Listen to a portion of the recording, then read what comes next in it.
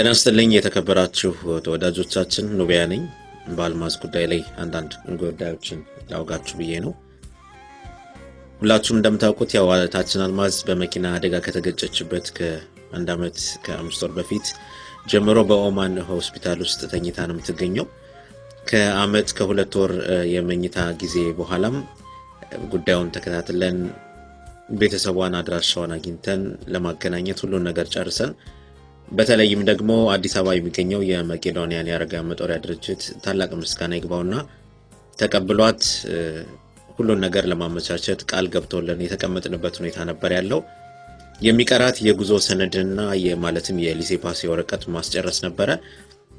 ያንንም ለማድረግ በጣም ብዙ ቦታዎች ላይ ደርሰን ነበር። መጨረሻም ያው ሁላችሁም እንደምታውቁት ሩቂያ የምትባለዋ ኦማን ሀገር ውስጥ መንግስት ወክሎኛል ብላ የምትሰራ ሴት ነች። እጇ ላይ ነው ያለው የሷ ዶክመንት ማለት ነው። ከጁላይ 22 ጀምሮ እስከ ዛሬ ድረስ ይሄ የሊሴ ፓስ የጉዞ ሰነድ ወረቀት ሊያልቅ አልቻለም። ምክንያቱም ሊገባን አልቻለም። ምናልባትም ከኢንሹራንስ ጋር የተገናኘ ጉዳይ አለው ይያሉ ነው። ከኢንሹራንስ ጋር የተገናኘ ጉዳይም ቢኖረው እንደሚታወቀው ወይም በእርግጠኝነትም በድፍረትም መናገር እንደሚቻለው እጇ ላይ ምንም አይነት ብር ሊገባ እንደማይችል እናውቀዋለን።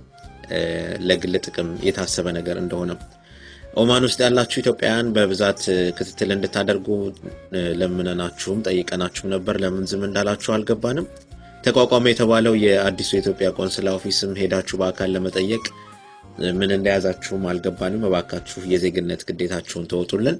ይሄንን ቪዲዮ የምታዩ ማንኛችሁም ኢትዮጵያውያንም ሼር በማድረግና ላልሰሙት በማሰማት ጫና እንድትፈጥሩልን ነው የምንፈልገው። የሚቀራት አንዲት የጉዞ ሰነድ ነው። ከሆስፒታል ከሚኒስትሪ ኦፍ ሄልዝ ጠቅላላ ወረቀቷ አልቋል።